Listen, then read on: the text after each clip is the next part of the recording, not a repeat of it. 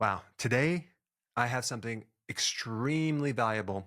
If you are a singer, if you do broadcasting and you have laryngitis or hoarseness or raspiness, any of that stuff, I'm going to show you how to get rid of that extremely quickly. Most of the time, you can get rid of it in 60 seconds. This is a technique that I use in practice where I started having all sorts of opera singers fly in from all over the place to get this done. I'm going to show you exactly how to do it step by step. It is so simple. What you do is you take the area of dysfunction, let's say it's right here, and you just work on the opposite side.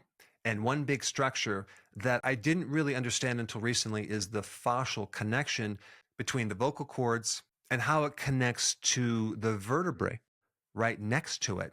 So I think what's happening with this technique is you're basically affecting fascia in the back part to create space in the front part. It opens up with air going through it. You can control the pitch and the volume of speech and singing.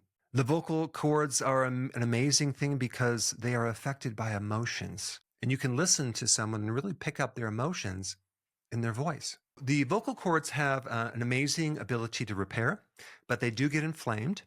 They do have a mucus layer that actually protects them from dehydration.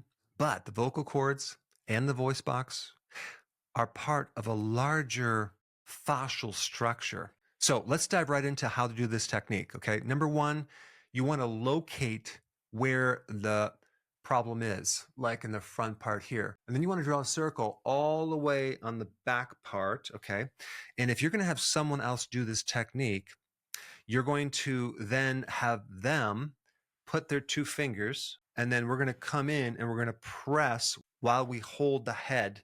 So I have another diagram I found, but you might be pressuring a little higher or a little lower depending on what's going on right here. So we're going to press into this area and we're going to hold it for 1 to 2 minutes. So what I like to do is I like to ask them, is this tender here? They go, no. How about here? No. How about here? Yes. Okay, good. I'll be working on the most tender spot for 1 to 2 minutes. Most of the time, it's like, wow, it was a 10, now it's a 5.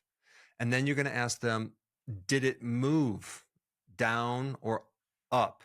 Or is it still in the same spot? Because sometimes you might not be on the epicenter of where you need to be. Then you go up and you find the other spots and you press and hold for 2 minutes. The person's going to feel like you just opened up more circulation, more blood flow, more space in this area without messing up their hair. Very important. You can actually lay down on this device and have this tool press on these areas on your back of your spine. Now that you know how to do this technique, all that I want in exchange is for you to comment down below and tell me your results.